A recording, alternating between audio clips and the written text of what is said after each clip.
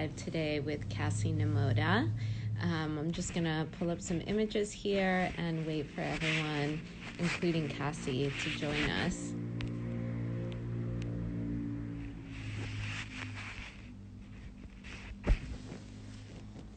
I think we're a little early. Our official start time is 1 o'clock, so if everyone just wants to hang on for a second. We're going to be talking today about Cassi's forthcoming solo exhibition at the gallery. It's her second show with us. Hi, Cassi. I see that you're on there. Let me loop you on. It says unable to join. Let's see. Cassi, do you want to send me a request and I can see if we can join you in that way?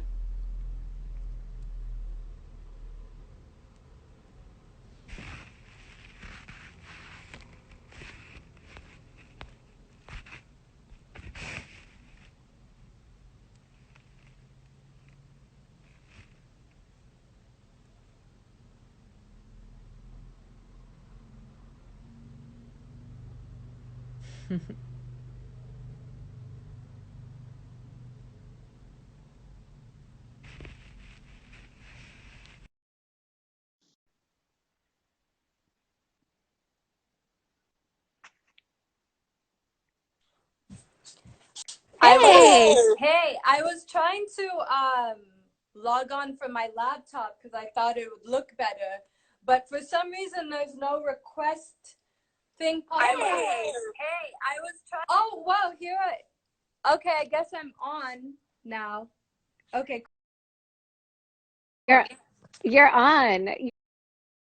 You're on, and for a second there was like a weird echo. Were we on your computer and your phone? Yeah, I think so. Can I like turn one of them off now? Sorry guys, technical difficulty. Okay, cool. You're on. You're on, and for a second there was like a weird echo. Were we on your computer and your phone? Okay, there you are. Hi. Hi. Look at you with your beautiful curls. I feel in good company now. I know. I was like, you know what? I'm just going to kind of keep it cash. Curl power, you know? Super cash. This is like the cash, we're like the cash meeting of the minds today. Yeah, and I also like didn't know whether I should do it from home or from the studio. I was like, should I do a different scenario? But I felt a calling to be painting, so I was just like, this is perfect time. Awesome. And I'm happy to see these paintings that in the background that I think were from the Paris show, right? Like I was saying they've traveled all around the world. So they were just in LA for quite a while. As you know, I'm not in LA anymore, so they were sent back from Paris to LA. And now they're back in New York. So they've definitely been taking a trip. And yeah, so I'm just like touching them up. They're like sort of like oil pastels mixed with, acrylic. And I'm feeling, I've been having this thing where I'm touching up older paintings. And I think it sort of reflects a little bit on our show where it's like, there's the need and urge to paint. And I think that's sort of very visceral and natural that during this time I think creatives want to create, but not having that much access to material, hence smaller canvases are so much easier to acquire and keep around the studio than like ordering aluminium stretcher bars from my source, and they're not open. So it's like this idea of found materials and just being able to work a craft. And I feel like with these works, I was like, why not go back in and touch them? Because it's like I've definitely evolved as an artist and as a human being from 2018. So I can touch them up. Why not? I think that that's something beautiful. And sort of just doing things out of the ordinary. And I feel like our show kind of feels that way as well. Like you're showing a painting that's 5 by 5 interest. Totally. More, you know. So I'll just back up a little bit for everyone that may have joined in the interim. We hopped on a little bit early just to get rid of our whatever technical difficulties I figured we Yeah. might have. So for everyone that's joining in, I'm Nina Johnson. I own a gallery here in Miami, and we're with Cassi Namoda today. She's in her studio. And aside from just wanting to see each other, we wanted to hop on here to talk a little bit about Cassie's forthcoming solo exhibition, which will be her second at the gallery. The title of the show is, and Cassie, correct me if I get it wrong, I don't have it written down in front of me, but it's Dog Meat, Cat Meat, God Knows What Meat. Yeah, I mean, it's sort of like it feels crazy to say it, but then the cadence of it is so natural It that rolls it's off the almost like tongue. inherent and intuitive to say it. Um, Totally. so I kind of like that about the I, it's show. it's one of those show titles where every time I write it, I have to make sure that I put it in the right order, that I It's just didn't like like it's some. like, but the thing is, it's like you can't really get it wrong because it's like if you said dog meat, cat meat, or cat meat, dog meat, that's like it's the same thing ultimately. You know what Yeah, I mean? totally, totally. So we are, I want to give some info about what we're doing. So this exhibition that's opening, it's scheduled to open May 22nd. We had talked about doing this show for a while, and then when COVID happened and everything kind of shifted around, we touched base again just to make sure it still made sense, really, and to make sure we could still even logistically make it happen. And the show is entirely made up of small scale paintings. So, like Cassie was saying, the painting that is in the background um, behind me or with me, whatever, is actually 5 by 5 inches, And and we the have one even smaller than that. It's the 4.5 by like 2.5 inches. You know, it's like super super small. Um, there's something about keeping like an object in your hand. It's like, and it having some sort of whatever the currency it means to you.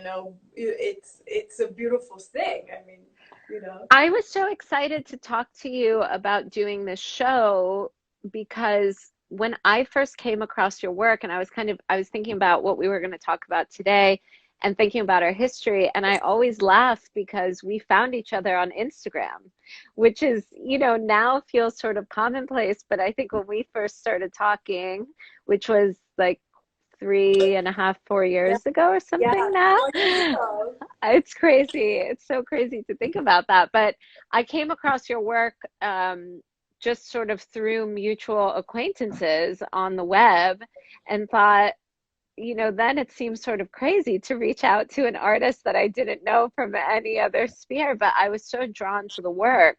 And the work then were really these smaller paintings. It was like, 100%. It was like all what I mean.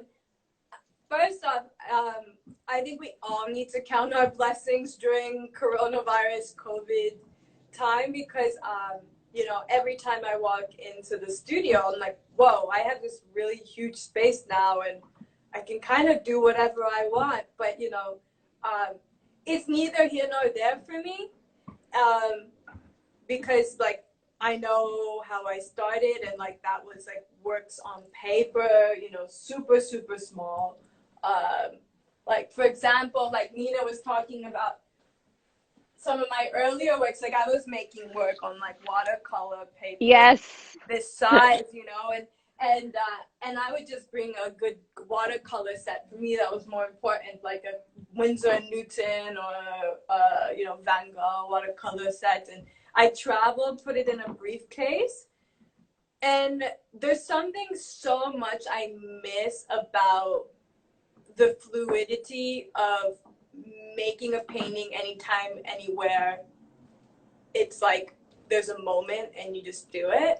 Um, and I think that always the idea of like studio, show up, make a painting, like, there's less of a, it's almost like there's less of the it has its own romance, but it's different. And I think I'm sort of nostalgic for that time.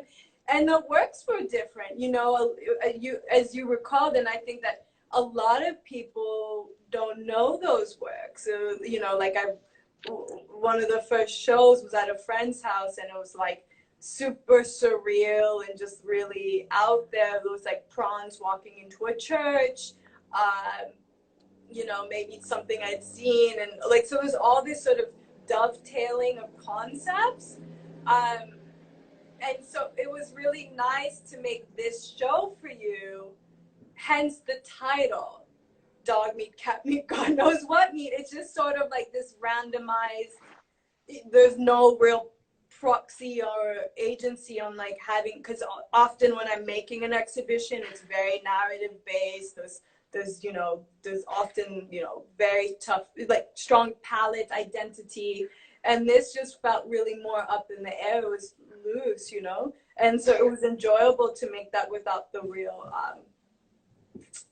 I guess the formula in which I'm used to making now. I loved one of the things that I've loved watching with your body of work is the idea of time. And one of something that I've thought about in the lead up to this show is we always talked about you, like meaning you and me always talked about you and your practice as always using this word, the itinerant artist, right?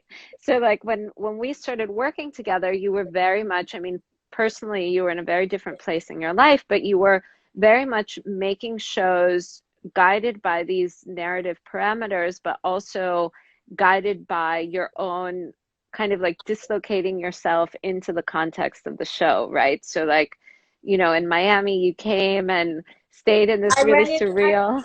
Yeah, I mean, okay, so Miami, I have a very soft spot for Miami. I don't know if anyone else from Miami's popped on here, the live chat, but I do have this love for it. And when I found out that Nina was located or is located in Little Haiti, there was even more of an interest.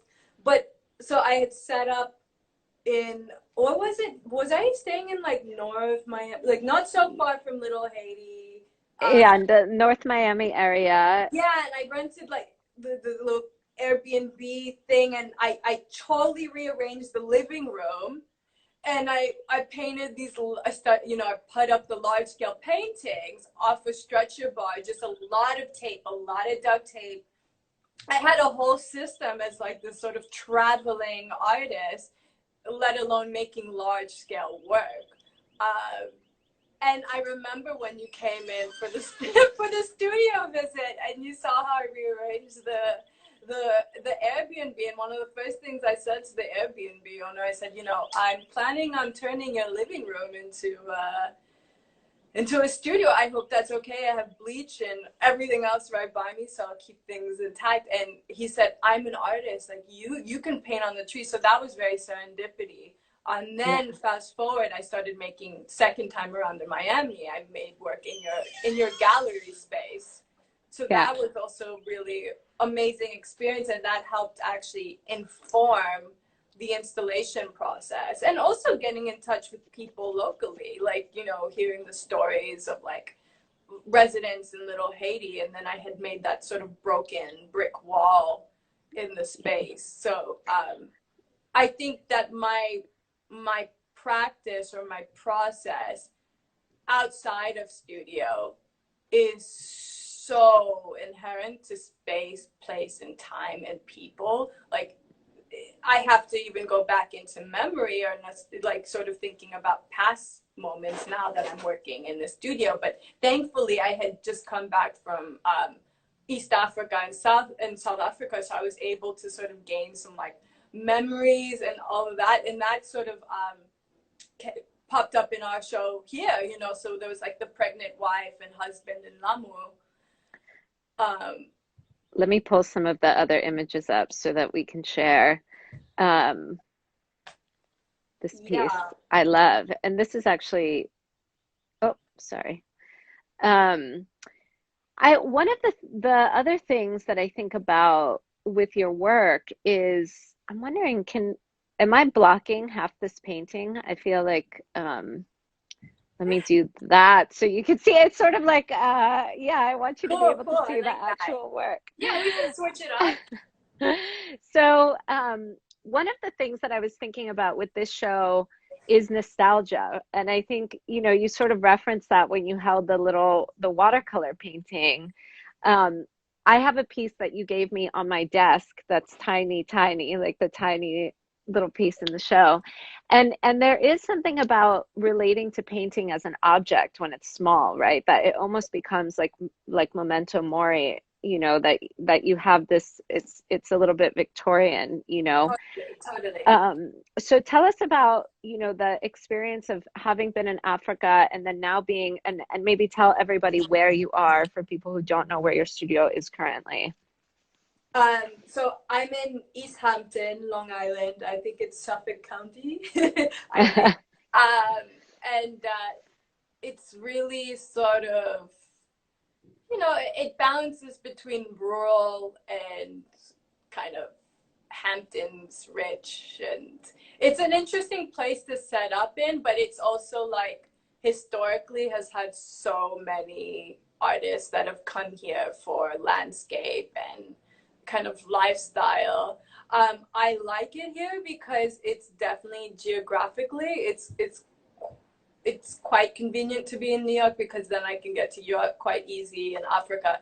And I think in after it's less hectic to travel, I'd like to really keep a practice between, spending time in Africa and being here. And I see it being kind of a conducive way to work. But just coming back from Africa several weeks ago, and then making the work, um, first it was a little hard to bring materials over there, but I would have probably worked watercolors, but Nairobi was sort of hard to navigate. But you mentioned the idea that time is something that I look at in work, and it's so reflective of, I think, African society.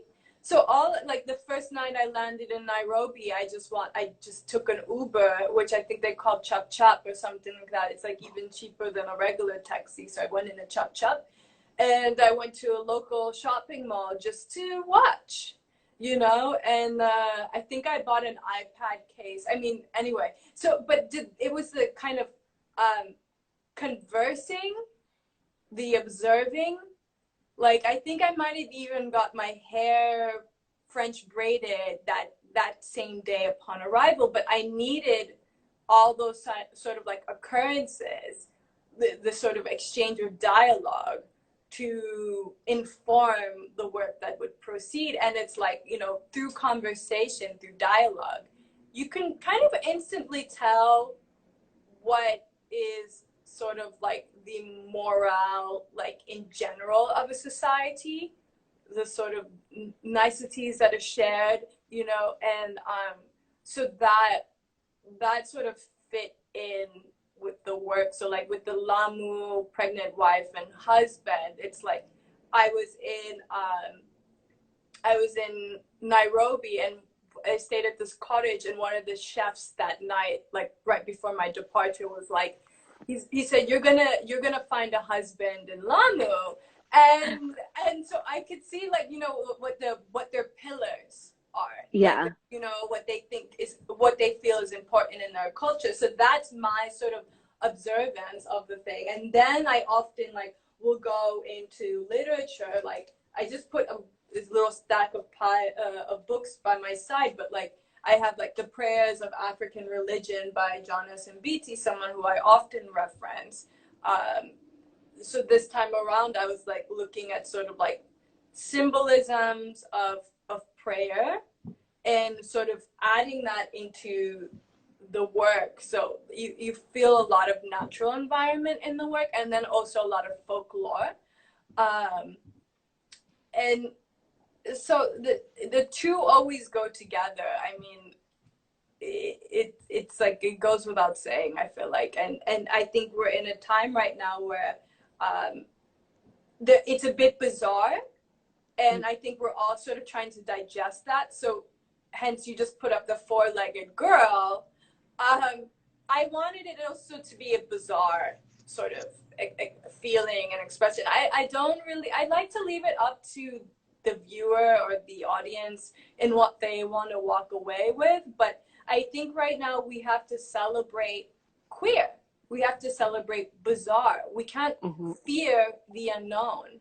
So that is really like, I even thought about Goya's dark paintings. These Totally. paintings aren't necessarily dark, but in there's a duality. You know, I think something that you've always treasured in your work, and I heard you talk about it so kind of nicely in the studio visit that you did for Goodman Gallery, is the idea of African time. And Mm-hmm. I think about it with the painting that I own, Mm-hmm. Sasha and Zamani, right? Because I love this. It's like an I think often as a result of living with kind of death in life in a more immediate sense than most of us do in the West, um, time becomes abstract, right? So it's sort of like you can live your present and future and past selves on one plane. And when I see something like the four-legged girl, I brought her up because you mentioned prayer, and Mm-hmm. she sort of seems, yeah, like this. In the West, she might be like a dystopian Sunday school girl, but I think in a lot of other cultures, she might be like an omen, and that this sort of physical alteration is not necessarily a negative or like a deformity, right? That it's more telling of like the And body's. exactly it. We need to ask ourselves, like, who is defining the way we view or the way we approach what we do not see in our everyday? So it's just like, not to keep going on in the reflection of the times we are living in, but it's It's like when this important. first, yeah, but when this first occurred, this like, strange phenomenon that's taken precedent over the world, it's like, okay, we don't understand, but our first inclination was to feel fear. But what if we met things with curiosity and a sort of openness and like wanting to understand? And like, so hence I've been going really in, I've been doing the research, and it's like it's an ongoing research that I'm doing even within myself. It's sort of like, okay, the thing, like I thought a lot about Odilon Redon, the French painter. He would often paint very fantastical images, and then there would be like a cyclops, with some wings, or and like I thought about these sort of bizarrities or these rarities and thinking and actually embracing them. So conjoined twins pops up in our show. The four-legged woman pops up in our show. Even like the folkloric sort of demon, in the sort of like sexual poise pops up in our show. So it's like, I guess I just wanted to softly let people know it's okay to not like really totally get it, but like be open to like the beauty of, I guess, the present. Yeah, and I think that you're, in many of your exhibitions, you do that as a storyteller, as like a very specific, like our show was outside the witch doctor's house, and Right. we had the gallery divided like interior, exterior. The characters were quite defined, and we sort of watched them like move through that space, and that's where I don't want to say lesson, right? Because it's not really a lesson, but like that's where the sort of interpretive Well, space it's is a created. conversation with self, like Hmm. you, what I'm doing is like I'm hoping that, of course for many people they won't be able to see the show only through a virtual sense, but like it's an experiential thing to meet yourself in front of the thing that you're unfamiliar with. And it's much like coming out of a dream. Hmm. And so outside the witch doctor's house was sort of examining this, for some people, a familiarity of like, oh, feeling it may be feeling similar to, you know, visiting your grandmother's house somewhere in like Puerto Rico or whatever, you Yeah. know, and then like, but also knowing that within folklore or within a rural setting, there is sort of a magic, you know. So I had this very like psychedelic young witch doctor, and then then reflecting on like time, I had a very big sluggish sort of, I think like the fisherman in Miami said it was a strawberry grouper, you know. So I had this very sluggish fish like sort of swimming through the space, you know.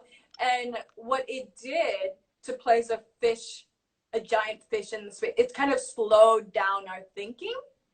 And in this show, I'm thinking more in a jazz sense. It's sort of like this confluence of melodies and hymns and notes, and we're just kind of like enjoying it all in some sort of insanity. And so I think a lot about narrative and presentation sort of in a kind of theatrical way.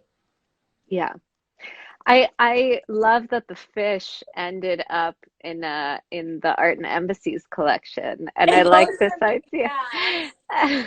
so funny. You know, and he's sort of this like, yeah, he's like the bureaucratic fish, right? He Just sort really of like is. Yeah. floating And in I try to time. always keep some bureaucracy. I don't know why. I think Yeah, it's maybe sort of how I grew up, but I love adding that into totally. into work. So let's talk about some of the they're like the sad boys, you know, there's this one and Mm-hmm. this one.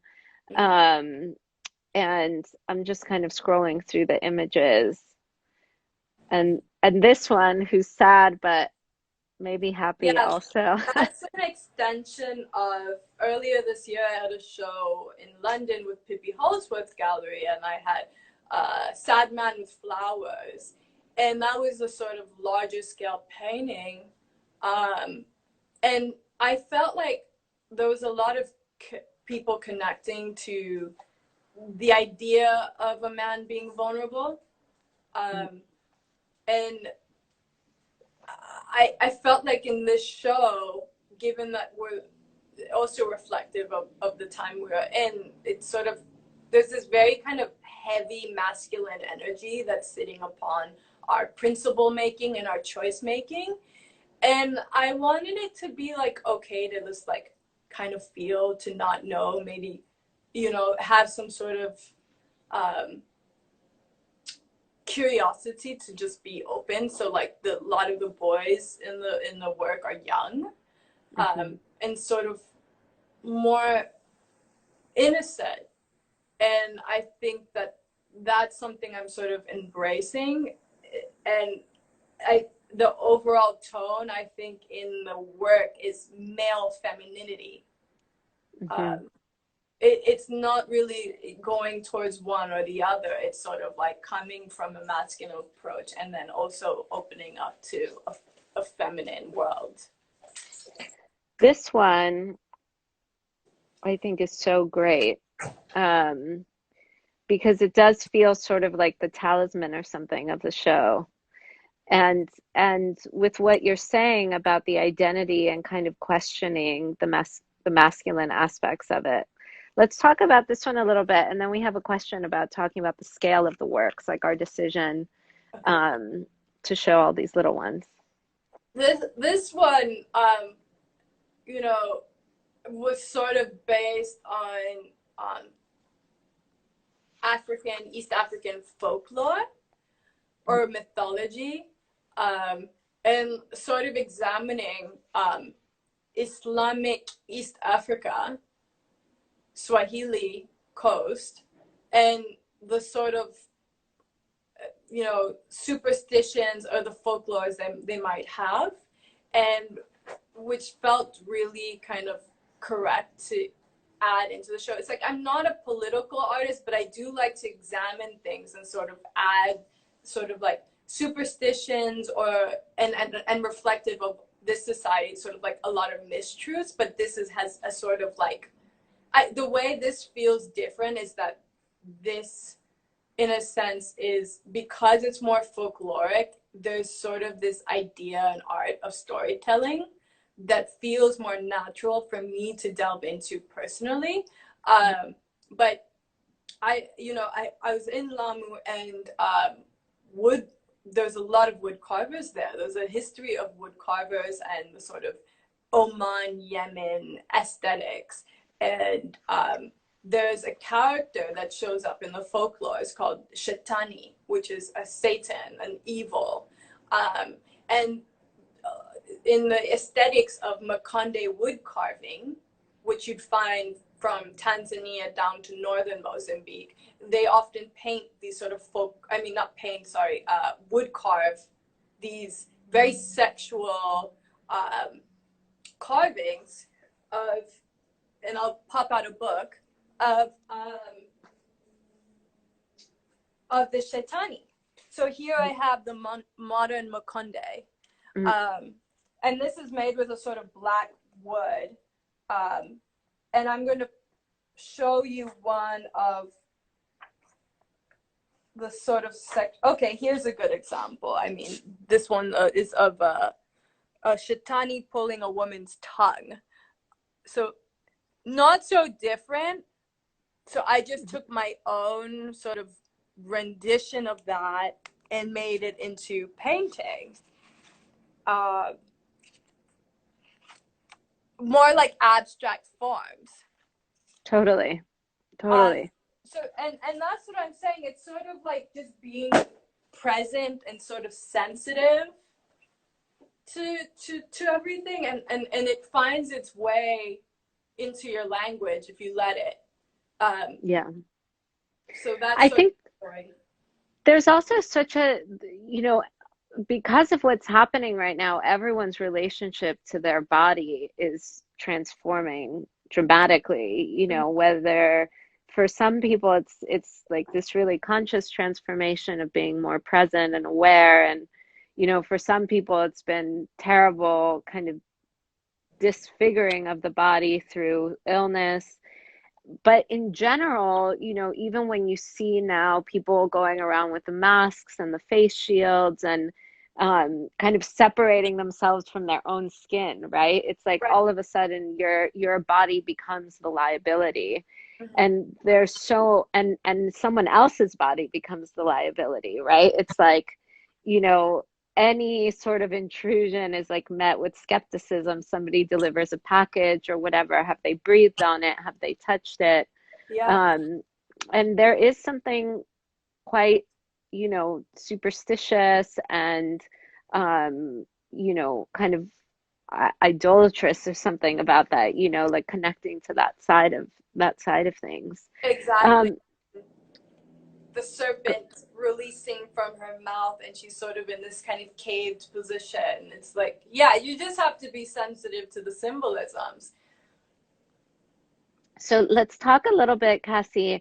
Um, I love this one. This is sort of like the other, the other side of the trauma or something. This is the idea of like sacrifice receives blessing, so I thought a lot about like initiation rites and entering womanhood, and sort of like the joy around that. So this felt kind of necessary to paint, because I felt like, as I had mentioned, I think there's like a really heavy masculine blanket right now over us and it tends to be this anytime there is some sort of SOS situation. So it's a kind of like divine, feminine, very free, and sort of like looking at just objects and symbolisms of joy. So I wanted to add this very free painting. And this might be the most joyous one in the whole show. I think it is. Yeah, so. I think it is. I would say kind of a combo of these landscapes, which have so much of that release. I mean, this guy seems pretty pleased with himself too, but Yeah, the red bush squirrel. and But get to do it. he's also sort of like at someone else's expense, you know? Like I get the feeling that he stole this from someone that like really needed it more than him. Right. Well, that's what I'm saying. It's like being sensitive to the symbolisms, and that's what makes this show really interesting. It's like, yes, they're random paintings, but they're not completely random. You know, like the squirrel, it's like essentially they're hoarders. Like they hoard their nuts, and well, what we've seen so much is like us hoarding like canned beans and like XYZ, and Yeah. so I felt like to paint this very like special red bush squirrel from Mozambique, sort of like erect and like in a frenzied sort of state, but then there's also this very calming thing you get from the colors, or the sort of natural state you get from the colors. um, Totally.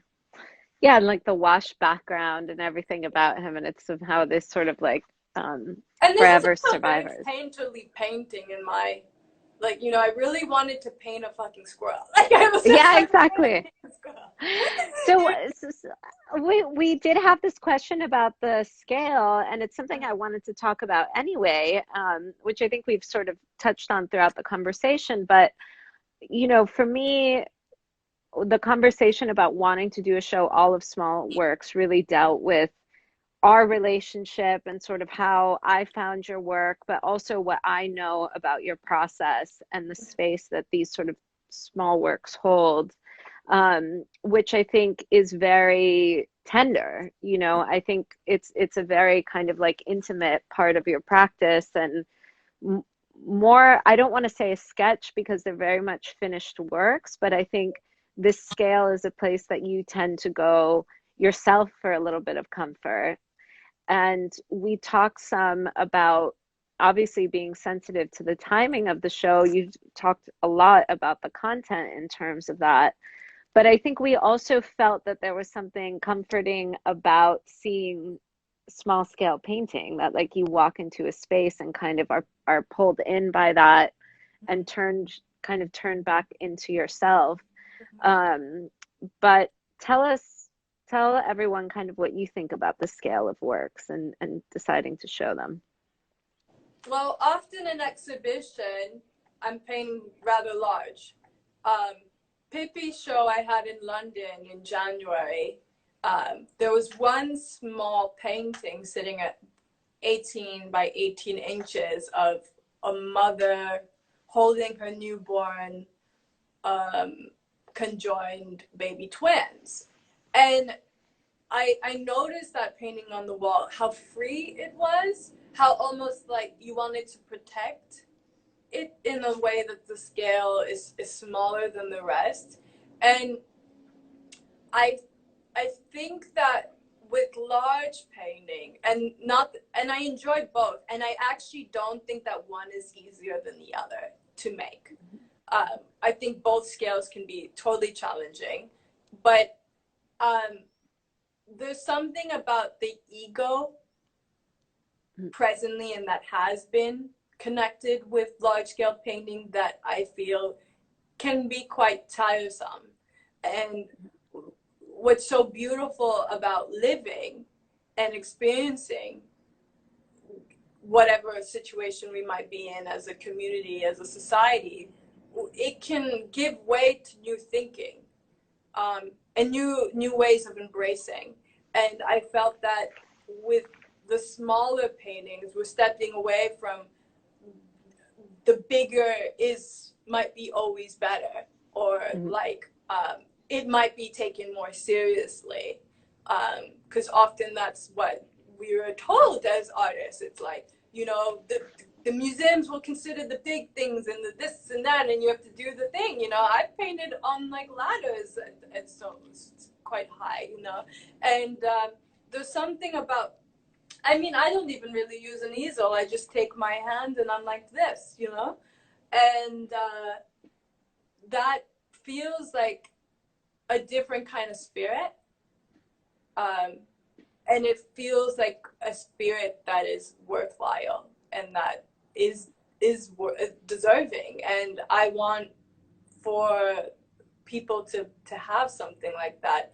And yeah, so I guess it's just that proxy that we understand. It's like challenging that, and I think that this is sort of a good way to start, you know. And Totally. yeah, I think that's such a beautiful sentiment about, you know, not only is one not more difficult or challenging the other, but yeah, this kind of immediacy. Like I loved seeing you make that gesture of holding the work in your hand and like not having this removed thing. And I always think of, you know, you're walking through the Met or the Louvre or whatever, and there's these massive masterworks that occupy a whole room and a and then you'll crowd see full of like a people. Rembrandt sitting at like 6 by 6 inches or whatever. I don't know, you know. And you're Yes. like, okay, beautiful. And it's just like a total portal into that world, you know, Yeah. that it becomes this like total looking glass charm, like thing that you really hold dear. And I think, yeah, I mean, frankly, politically, also the idea there's a lot of people and kind of forces in the world right now trying to occupy more space and kind of claim, you know, that masculine energy that you're talking about. And I think we do need to be reminded that we can sort of come inward a little bit too. Definitely. So let's see if somebody has more questions on the chat. I'm going to scroll through in the meantime because I know sometimes there's a little bit of a delay. But in the interim, is there anything else that you want to share about these works and this show and kind of No, what is I really, I just hope people enjoy it and it gives them something to sort of like be inspired. I mean, I really made this work for people to feel something and feel inspired by, like that little painting you have up there. It's Love and Life, Love and Lights in Manika Land, and it's a girl on crutches with an eye patch, and there's, you know, she's seemingly very happy. She's on a wonderful plain of grass, and there's some balloons in the background, and there's this idea of hope and the and also the real essence of gratitude. Gratitude is something that I've been practicing every day now, and there might be moments like that I escape from that, and then I try and bring myself back in. So I kind of made this work with that intent in mind, and dog meat, cat meat, God knows what meat, it's sort of up to all of us to kind of make sense of it. It's more of a sort of like proverbial jazz expression that we can all sort of like take away with and maybe just sort of like reiterate it to ourselves when things seem quite in shambles and kind of crazy. So totally. And I think I love seeing, you know, for anyone that's on here but doesn't follow you on Instagram, they should, because I've loved seeing also the way you live, you know, which I think is really, you talked a little bit about sort of the romantics of being an artist, of being an itinerant artist. But I think right now there's also the romantics of just being a person who has created space for themselves to think and be creative. And that is really inspiring to see. So one of the questions on here is an easy answer. Do you sell prints of your work? And I know that you did do a print project. I don't know if it's still available or not, if you want to share details about that. um so yeah, exhibition A has a print for me, I think from our show that we Yeah. did, a sort of piece inspired by Giotto. And then I have possibly a work coming out that's going to be through a sort of aid organization. And that will be an edition of 30. It hasn't been released yet, so I can't really say. But if you keep an eye out on the Instagram, you will see it. And that's something that I think people enjoy as a print, and, you know, 100. Uh,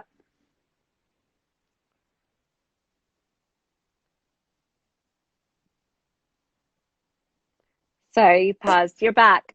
You're Yeah, back. there's something popped up and I don't know what it was. But yeah, so anyway, keep an eye out. There is a print coming out. So Awesome. And then the other question, which we've talked about quite a bit, but we can certainly put some specifics on it. Two of the questions kind of go together. What are your influences, and are there other South African and Mozambican artists you currently find compelling? So I think, you said in the chat, certainly Goya is someone that you're thinking about. Yeah. I know in terms of literature and film, and oh, Well, and Freddie wants I to have a hear little deck of books here. So, The Prayers of African Religion, Return to My Native Land, Aim Sazad. I have a Mozambican travel guide book, which I often reference for place and time and sort of gaze of the figure. And then I have this developmental studies book on conjoined twins.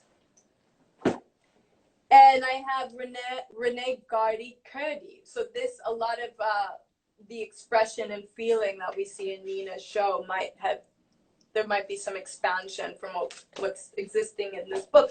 But it's always changing. And in terms of like whether there's any current South African or Mozambican artists, I mean, I'm always constantly impressed what's coming out of the continent. Not even just subjected to Mozambique or South Africa, but like, I have a good friend Simpiwe in Zumbe.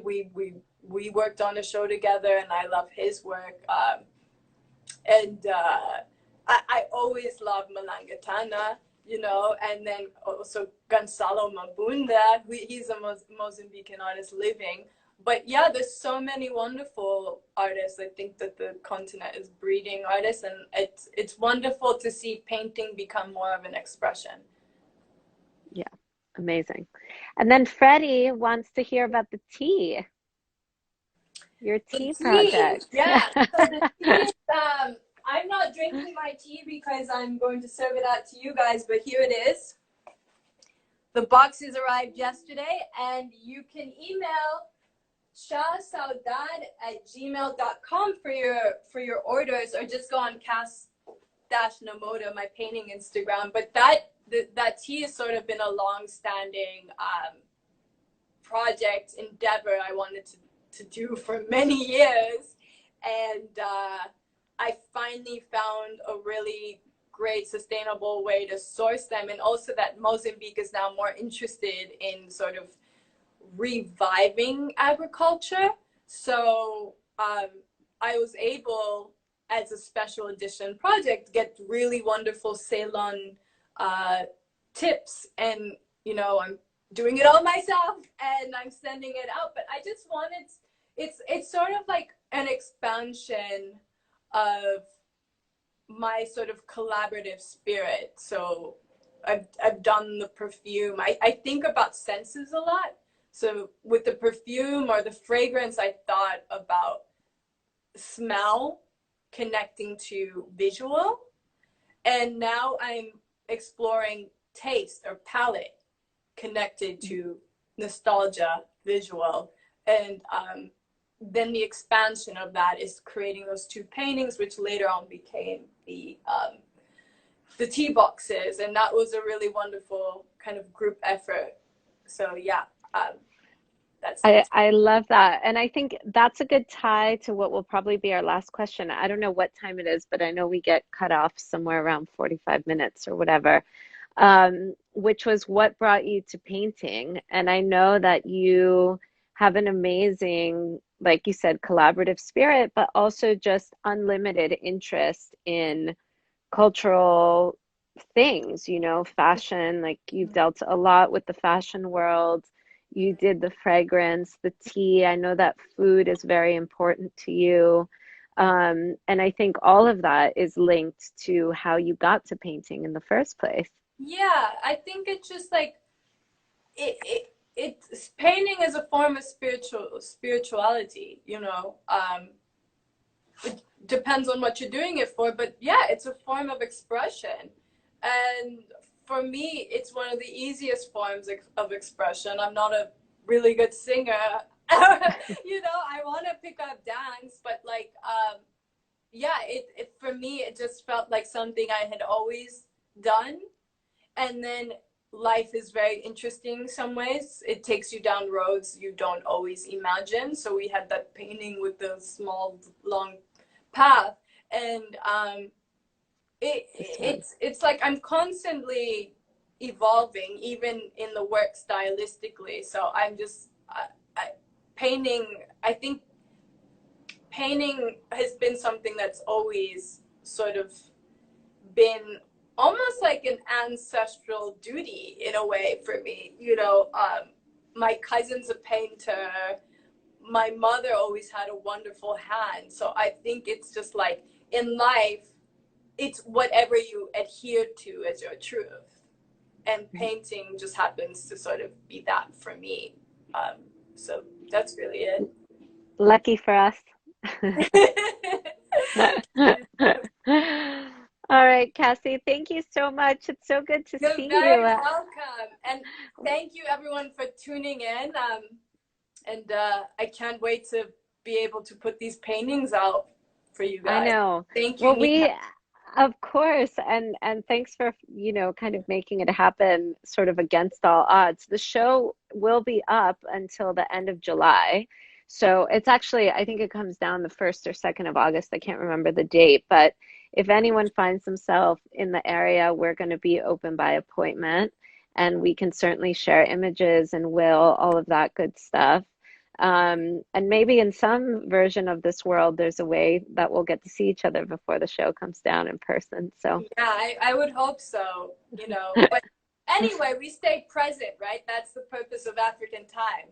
You don't exactly. know. All Exactly. right, All right. Bye, Cassie. Thank you so bye. much.